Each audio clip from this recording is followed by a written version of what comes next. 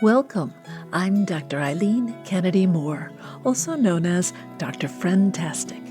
I'm an author and clinical psychologist based in Princeton, New Jersey. Let's listen to today's question. Hi, my name is Vera, and I'm 8 years old.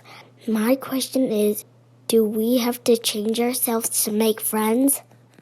Hi, Vera. What a wonderful question.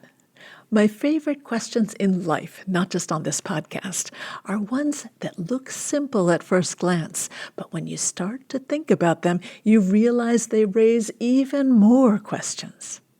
Your question, do we need to change ourselves to make friends, brings up a whole bunch of questions, including, what are we talking about when we say self? What do you mean by change? And what does it mean to make friends?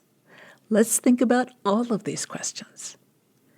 Self means our sense of who we are. But the idea of self is actually pretty complicated.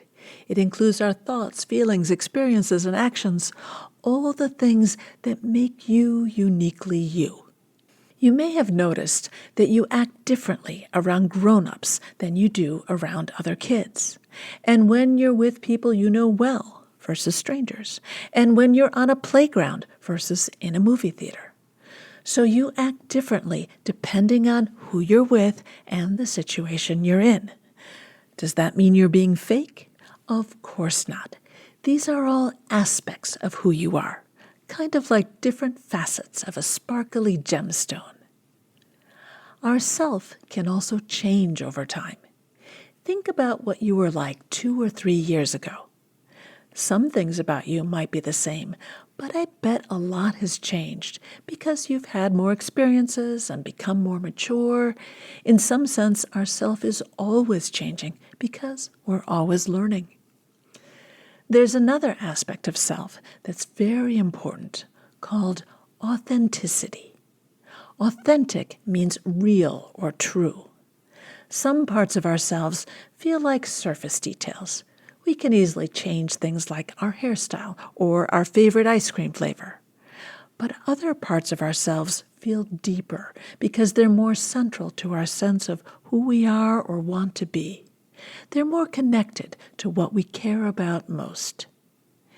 If we're in a situation where we feel we have to hide who we are or act in a way that doesn't fit our deepest beliefs, we feel inauthentic. An example might be giving in to peer pressure to do something that you know isn't right. Ugh, that feels very uncomfortable because you know you're not being true to yourself. So what does all of this have to do with friendship? Well, to me, friendship means people knowing and caring about each other. To have a close friend, we have to share about our deepest selves, our thoughts, feelings, wishes, worries, struggles, and victories. And we have to learn about and respond in caring ways to all of those things in our friends. Sometimes kids think they have to act a certain way to be accepted by certain people. But if you're acting in ways that don't fit your authentic self, well, that's never going to build a real friendship because the other people aren't going to get to know or care about the real you. On the other hand, sometimes we do things that we don't especially like because we care about a friend. For instance, you might agree to play your friend's favorite game even though you like another game better. Or you might watch your friend's band concert even though you don't play an instrument. Or you might choose not to say an opinion that you know would hurt your friend's feelings.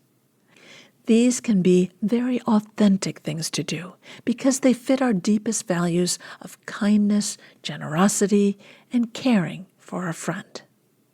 Which brings us to the answer to your question. Do we have to change ourselves to make friends? No. To make real friends, we have to show up as our most authentic, caring selves. This has been Kids Ask Dr. Friendtastic.